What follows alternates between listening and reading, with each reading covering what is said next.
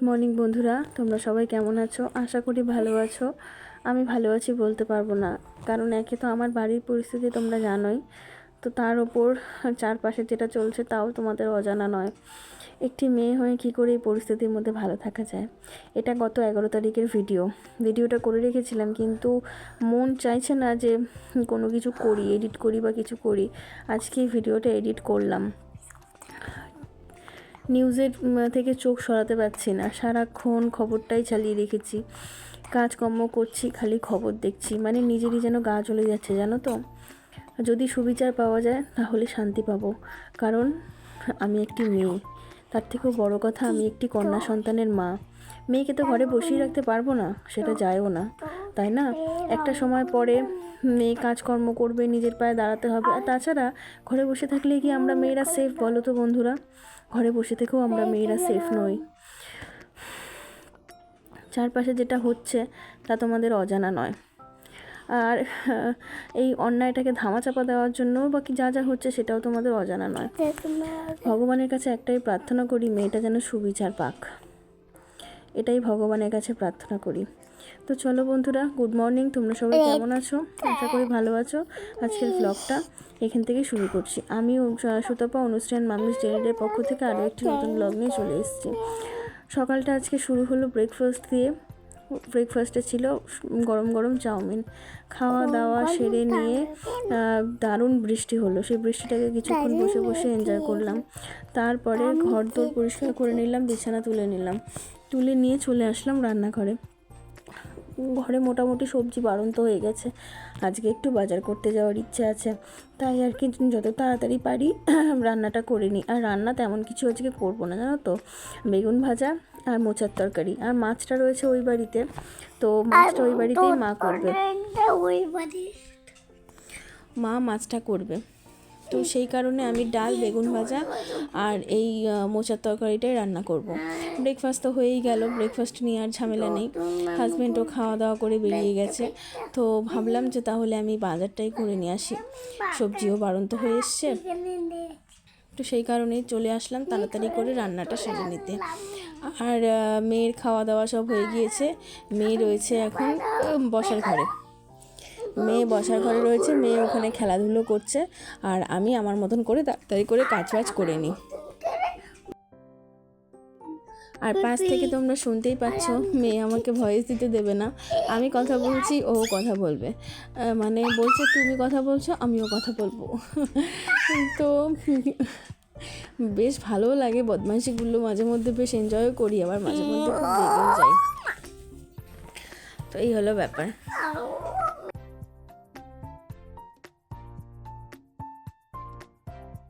ওদিকে বেশ কিছু বাসনও জমে গিয়েছে, সেই বাসনগুলোকেও একে একে করে মাজবো, মোচাটায় জল দিয়ে নিয়ে তারপরে। আর দেখতে পেলে ইন্ডাকশানের মধ্যে ভাত বসিয়ে দিয়েছি, মানে একবারে ভাতটা করে রেখেই যাব আর কি। কারণটা হচ্ছে এসে না আর ইচ্ছা করবে না, আর অনেকটা লেটও হয়ে যাবে এসে করতে হলে, মেয়েকেও খাওয়াতে হবে। তো দেখো ওদিকে ভাতটা হচ্ছে, মোচাটাও ফুটছে, তো তারপরে চলে আসলাম ঘর মুছতে। ঘর দোর মুছে নিলাম, আর এখন বাসনটা মেজে নিচ্ছি। মেয়েকেও সাথে নিয়ে যেতে হয়, তো আমি একবারে স্নান করে পুজো দিয়েই যাবো জানো তো, কারণ একটু লেট হলে হবে, অবশ্য খুব বেশি না, বেশি লেট করলে তো আবার সবজি পাওয়া যাবে না। তো সেই কারণে রান্নাবান্নাটা তাড়াতাড়ি হয়ে গিয়েছে।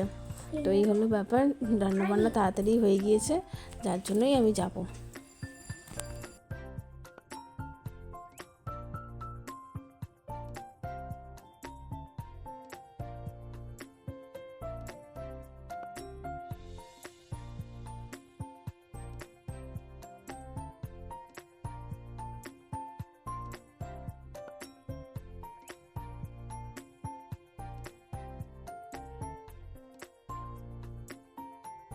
তারপরে দেখো এখন সন্ধ্যাবেলায়, তো বাজার থেকে এসেই তো একটু তাড়াহুড়োই ছিল, মেয়েকে খাওয়ানো দাওয়ানোর, তারপরে নিজেও খেয়ে দিয়ে একটু শুয়েছিলাম। এখন দোকানেও বসছিলাম, দোকান থেকে এসে তারপরে এই যে সবজিগুলো সব ঢালছি। বেশ অনেকটা সবজি এনেছে জানো তো, আমার অনেক দিন চলে যাবে। আর সবজিগুলোকে এখন সব বেছে সব আলাদা আলাদা করে আলাদা আলাদা প্লাস্টিকে ভরে রেখে দেবো। তাহলে কি হবে বলো তো, যেই প্লাস্টিকটা হাত দেবো সেই প্লাস্টিকটার মধ্যে একটা সবজি, ধরো ভেন্ডি নিলাম, ভেন্ডির প্লাস্টিকে হাত দিলে পুরো বড় ভেন্ডিগুলো পেলাম। আর এমনি আমি জানো তো রাখি না, এমনি ফ্রিজে রাখি না, তাহলে হয় কি এই সবজির তলে ওই সবজি চাপা পড়ে হয়তো দেখা গেল সবজি নষ্টই হয়ে গেল, দেখলাম না, খেয়াল করলাম না, হয়তো নষ্ট হয়ে গেল। তো সেই কারণে আমি এক একটা সবজি এক একটা করে প্লাস্টিকে করে রেখে দিই, তাহলে আর একটা সবজিও নষ্ট হওয়ার চান্স থাকে না। আর এখানে প্রায় 100 টাকার মতন বাজার আছে, মানে একটু বেলা করে গিয়েছিলাম তো বেশ সস্তাতেই পেয়েছি। তো যা আছে মোটামুটি আমার বেশ অনেক দিন চলে যাবে।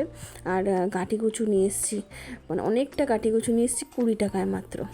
আর এই যে আমার কন্যা বসে পড়েছে আমার সাথে, দেখাচ্ছে আমাকে কোনটা কি সবজি। আমার সাথে বাজার করতে করতে মোটামুটি মেয়ে সব সবজি চিনে ফেলেছে জানো তো, এক একটা করে বলছে আর আমি তো শুনছি আর হাসছি যে এটা এই সবজি এটা ওই সবজি, বেশ অনেক কিছু জেনে ফেলেছে মেয়ে। একদিকে ভালো, ছোট থেকে যত জানবে বুঝবে বড় হয়ে তত প্রবলেম ফেস করতে হবে না, এই ব্যাপারটা খুবই ভালো।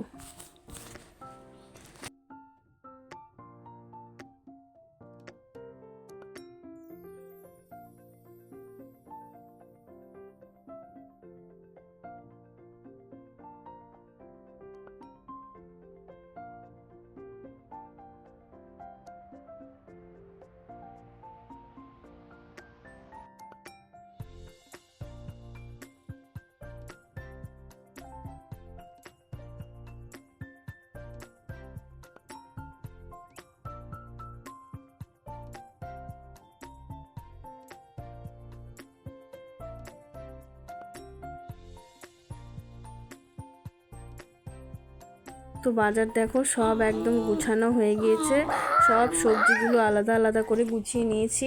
এইবারে সবগুলো নিয়ে একটা করে প্লাস্টিকের মধ্যে ঢুকিয়ে তারপরে ফ্রিজে ভরবো। আর আমার মেয়ে বসেছে, বসে বসে এখানে বলছে সবজি লাগবে, কাঁকরোল লাগবে 2 টাকা কিলো, ভেন্ডি লাগবে 2 টাকা কিলো। বেশ আদো আদো সরে না, শুনতে বেশ ভালো লাগছিলো জানো তো। ভাবলাম তোমাদের একবার শোনাই, তারপরে এডিট করার সময় দেখি গান চলছিল, তো কপিরাইট চলে আসবে, যার জন্য আর তোমাদের শোনাতে পারলাম না।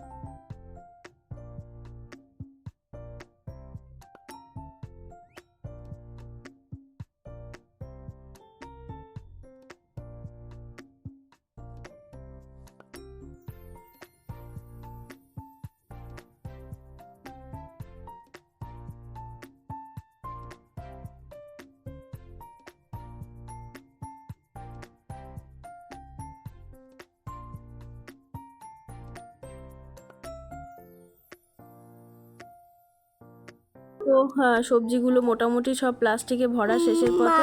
এইবারে সব কটা ভরবো না, কারণ কালকে রান্নার জন্য সবজি কাটতে হবে, তো সেই সবজিগুলো কাটবো আর তারপর রাতে রান্না বান্না সব আছে সেইগুলোও সারবো। তো চলো,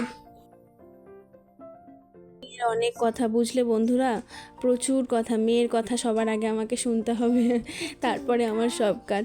তো চলো বন্ধুরা, সবজিগুলো সব ভরে রেখে এবারে আমি রাত্রের ডিনার বানানোর কাজে লাগি এবং পরের দিনে সবজিও কাটতে হবে। তো আজকের ব্লগটা এই পর্যন্তই থাক। ব্লগটা কেমন লাগলো অবশ্যই কমেন্টের মাধ্যমে জানিও, যদি ভালো লেগে থাকে একটু ভালোবাসা দিও, চাইলে আমার পরিবারের সদস্যও হতে পারো। যদি মনে করো আমার পরিবারের সদস্য হবে তাহলে আমার চ্যানেলটি সাবস্ক্রাইব করে দিও, বেল বাটন অন করে দিও আর নোটিফিকেশান অন করে দিও, তাহলে আমি যখনই ভিডিও দেবো তখনই তোমাদের কাছে চলে যাবে। তো এই হলো ব্যাপার। এখন পর্যন্ত যারা ধৈর্য নিয়ে আমার ভিডিওটি দেখছিলে তাদেরকে অসংখ্য ধন্যবাদ দেখার জন্য। আর আমার মেয়ে পুরো ভিডিওটা ভয়েস দেওয়ার সময় ওর মূল্যবান বক্তব্য অনেক কিছু শেয়ার করলো, প্লিজ তোমরা সেটাকে ইগনোর করো, কিছু মনে করো না। ওকে যত বলছি বাবু চুপ করো ততই কথা বলছে, ও এটা বলে মজা পাচ্ছে। তো চলো আজকের ভিডিওটা এই পর্যন্তই থাক। আর একটা কথাই বলবো, ভগবান করুক নির্ভয়া না সরি অভয়া বা তিলোত্তমা যেই নামই বলো না কেন, তার পরিবার যেন তার সঠিক বিচারটুকু পায় এই আশায় রাখছি, ভগবানের কাছে দিনরাত্রি প্রার্থনা করছি মেয়েটা যেন বিচার পায়। আর চলো এই পর্যন্তই থাক, দেখা হবে কালকে আবারও নতুন কোনো ব্লগের সাথে। ততক্ষণ তোমরা ভালো থেকো, আমরাও ভালো থাকি। Good night.